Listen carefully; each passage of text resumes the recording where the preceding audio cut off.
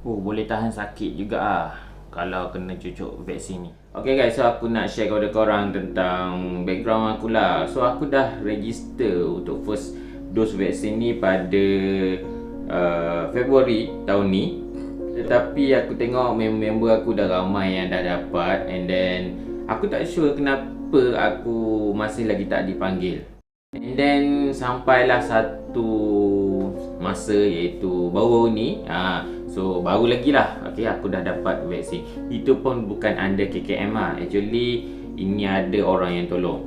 So siapa yang tolong tu, actually aku pergi vaksin ni under PKAS. PKAS ni bermaksud Program Imunisasi Industri Kerjasama Awam dan Swasta. So bermaksud aku dapat vaksin ni under PKAS, iaitu under industri. So senanglah untuk aku dapat vaksin sebab lepas ni aku kena masuk kerja apa semua kan. Sebab aku kerja under manufacturing, okay, under pembuatan punya orang kata apa, bidang.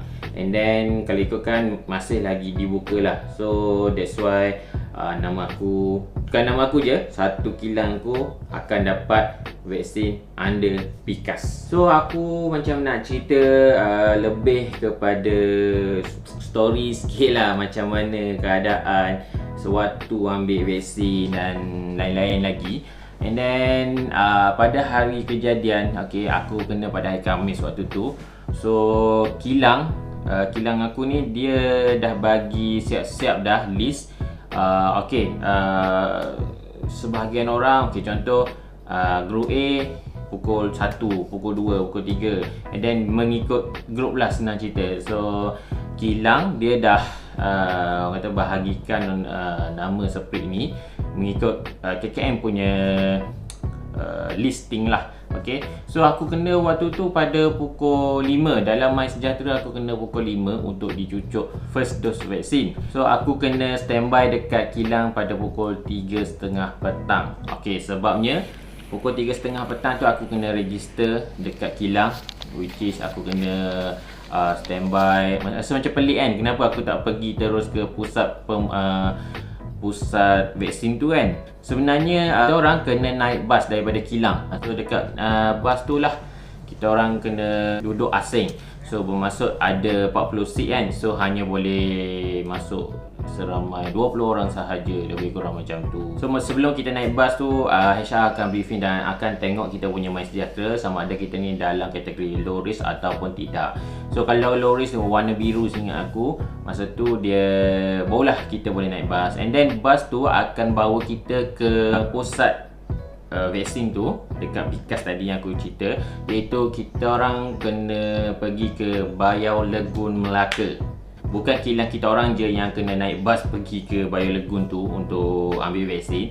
Banyak lagi company yang lain, sebagai contoh Honda, setahu aku Sunpower kot, Sunpower, Konica maybe. So ada lagi company-company yang lain yang ambil vaksin melalui PKAS ni. So dia orang kena naik bas juga. Okay, so sebabnya ini adalah requirement ataupun saranan daripada pusat pemulihan tu lah. Sebabnya dia tak nak kita datang one by one naik kereta and then sesak lagi tempat tu. Okay, nak cerita pasal dalam masa aku nak ambil vaksin tu. Okay, sebelum aku turun bas tu, ada seorang staff daripada pusat vaksin tu, dia akan briefing kita dulu. So dia akan briefing kita sama ada kita ni betul low risk, maksudnya risiko rendah, ataupun dia akan check kita borang form which is kita kena isi masa kat kilang tadi. And then banyak lagi lah yang dia akan briefing masa tu. Aku pun dah tak berapa ingat masa tu adalah macam mana aku nak kena cucuk kan. So aku dah tak dengar, tak fokus sangat lah apa yang dia beritahu tu. And then masa aku turun bas tu, pemandu bas tu dia ada memberi peringatan lah kepada kita orang supaya kita orang kena ingat nombor plate bas tu. Sebabnya kita orang naik bas tu dan balik pun dengan bas tu. And then sampailah nak masuk ke pusat vaksin tu, ada yang mula-mula kat pintu masuk tu macam biasa kita orang kena scan MySejahtera, and then kena check suhu. Sekiranya okey, barulah dia akan pergi ke stesen yang ketiga. Stesen ketiga ni macam dia bagi tahulah explanation kepada kita. Lepas tu dia ada minta kita scan dekat MySejahtera tu, dalam yang vaksin punya registration apa semua tu, dia ada bagi barcode. Lepas tu kita kena scan lah, bukan barcode lah, QR code. Lepas tu kita kena scan. And then ada lagi lah yang dekat situ dia briefing kepada kita tentang form tu betul ke. Dia check lah semuanya dekat situ, yang kat stesen ketiga. Lepas tu kita kena tunggulah lebih kurang, masa tu lama juga. Tak ada lama, lebih kurang 5 minit 10 minit lebih kurang macam tu aku rasa. Anggaran je. And then masa tu aku di kategori zon 4. So di dalam Dewan tu dia ada zon 1, zon 2, zon 3, zon 4, zon 5 dan zon 6 kot. Aku tak ingat berapa banyak zon. Okey, selepas kita orang dah tunggu dekat stesen ketiga tu, kita orang kena pindah ke stesen keempat, iaitu stesen pemberian vaksin. So stesen pemberian vaksin ni yang memang masa tu memang cuak gila. Sebab tengok orang kan masuk keluar masuk. Macam yelah, sebab sebelum ni aku last kena vaksin, bukan vaksin lah, last kena cocok pun mungkin dalam 15 tahun yang dulu. So memang lama gila kan. So dah tak ingat dah feel kena jarum tu masa bila kan. Sebelum nak cocok vaksin tu, dia ada beri penerangan lah.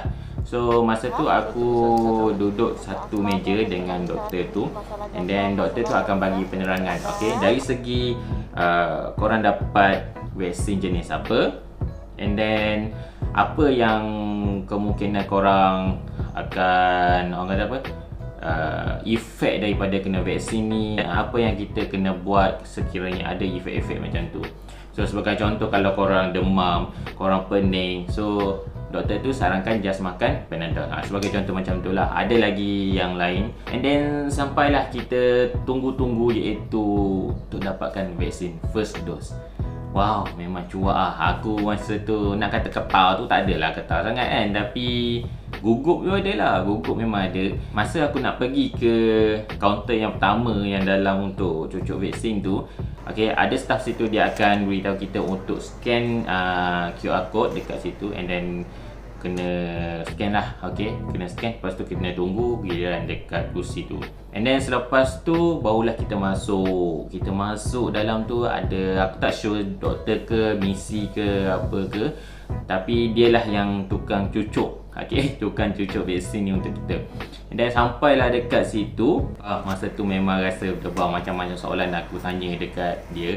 Sakit ke tak, rasa macam mana apa semua kan. Memang rasa sebab gugup kan. Dan masa tu apa yang aku perasan ada macam pelik sikit. Sebabnya dia ada tunjukkan vaksin tu. Okay, ini vaksin sebanyak 3 ml, jenis Pfizer. Okay, dia dah masukkan dalam apa ni, Kaparina benda lah, aku tak tahu lah. Tapi dalam botol tu, dalam yang tempat cocok.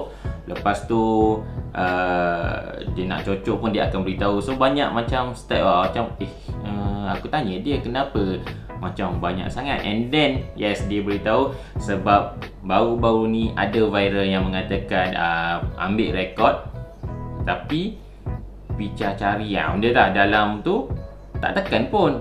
So tak kosong pun. So bermaksud dia buat SOP macam ni supaya tak akan terjadi lagi kejadian macam tu. Bila masa aku tengah cocok tu kan, terasa dia punya feel, ya Allah, macam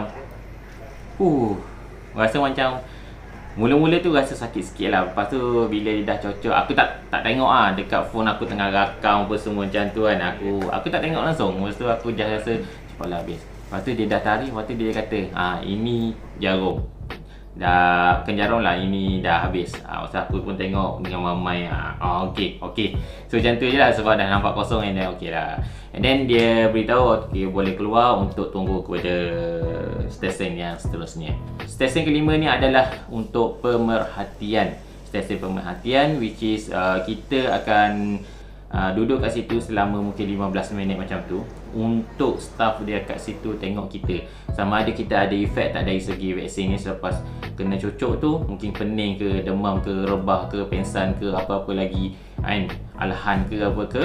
And then dia akan tengok sekiranya okey, barulah dia akan lepaskan kita ke luar lah, okey, keluar balik ke apa macam tu. And then alhamdulillah semuanya dah okey. Lepas tu sebelum kita keluar, dia ada bagi satu form yang kita dah isi mula-mula tu, dan juga kad.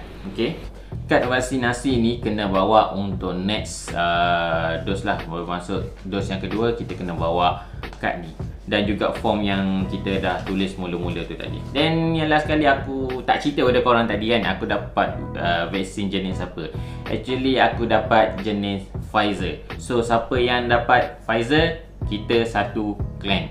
Itu clan ni macam satu geng lah, okay. So kita dapat Pfizer. So siapa yang dapat AstraZeneca, Sinovac, so jangan risau, sebab tu semua juga adalah vaksin. Sama je vaksin. Kalau macam kita naik kereta, kereta kancil, kereta Wira, kereta Merc, kereta apalah macam tu, sama je. Actually kereta juga, and then dia punya tujuan sama. So janganlah kita macam memilih sangat. Kalau kerajaan kita dah bagi secara percuma, kita ambil je lah kan. So janganlah macam aku nak Pfizer, aku nak Sputnik yang benda kan, aku nak Sinovac ataupun apa lagi vaksin yang lain kan, contohlah kan. So kita haraplah, doakan COVID ni semoga kita bebas lah daripada COVID ni dan jalani kehidupan macam biasa. Sebab aku dah lama sangat dah balik kampung, dah rindu dah mak ayah aku apa semua. Dan aku rasa bukan aku je, korang pun rindu dengan keluarga-keluarga korang, saudara mara, untuk bercuti lagi apa semua. So jika ada temu janji dalam My Sejahtera, tolonglah pergi. Okay, lupa pula aku nak cerita lepas tadi stesen yang kelima tu, apa yang aku buat kan. Actually selepas stesen kelima tu, kita orang keluar. Okay, sebenarnya kita orang nak bergambar dekat booth, tapi pusat vaksin tu dia tutup booth yang saya telah divaksinasi apa semua tu kan. So dia tutup booth tu sebab dia tak nak ada jangkitan. Sebab sekarang ni ada varian baru macam Delta apa semua, mungkin dia tak nak kita berjangkit dari pusat vaksin. So sebab tu dia tutup lah. And then agak kecewa sikit sebab dia tutup kot. Aku nak buat gambar kenangan kot kan, tapi tak apalah, nak buat macam mana. Okay, disebabkan itu aku tak dapat gambar dekat photobook tu, tak apalah. Alhamdulillah ada satu staff ni, dia panggil kita orang wakil je lah untuk pergi ke depan untuk dia ambil gambar dekat pintu masuk tu, tulis pusat apa tak macam tu lah. And then alhamdulillah adalah juga gambar dekat pintu masuk tu. So itu je gambar yang kenangan aku yang orang ambil. So boleh lah daripada tak ada langsung kan. So itu saja. And then kita orang balik, naik bas balik, lepas tu pergi kilang, lepas tu balik rumah. Itu sahaja. So aku ni just nak share pada korang apa efek dia yang aku dah rasa sekarang ni. Okay, aku dah rasa kebas lah. Aku balik rumah ada anak aku, dia boleh tahu aku pergi vaksin. Lepas tu dia pergi ketuk-ketuk. Dia bukan ketuk dengan tangan tau, dia guna dagu, muka, dahi ni, bam macam tu. Sampailah malam tu aku nak tidur pun susah. Dia boleh pula nak tidur dekat sini, time tu lah pula dia nak tidur dekat bahu ni. Memang dia dah tahu sangat. Memang sengaja nak sakat ayah dia ni kan. So itu sajalah. Aku rasa tak ada rasa sakit sangat, and then tak rasa kebadak, rasa demam dan macam-macam lagi yang efek yang teruk tu lah. Okay guys, so itu saja yang aku nak share kepada korang tentang perjalanan aku ambil first dose vaksin di Bayo Legon under Pikas. So kepada korang yang masih lagi belum dapat temu janji, so janganlah kecewa sangat. Aku pun rasa kecewa dulu, tapi kita doakan je lah, insyaAllah akan dapat dalam masa yang terdekat. Amin. And then kepada korang yang ada rasa nak share pengalaman korang, efek ke apa semua, korang boleh je drop komen dekat bawah tu. Kita share kepada ramai yang orang lain untuk tahu apakah efek dia dan apa yang kita boleh buat untuk atasi efek tu. Okay, so itu saja yang aku nak share. And then aku Azrul daripada Kashan. Kita jumpa di next video. Bye.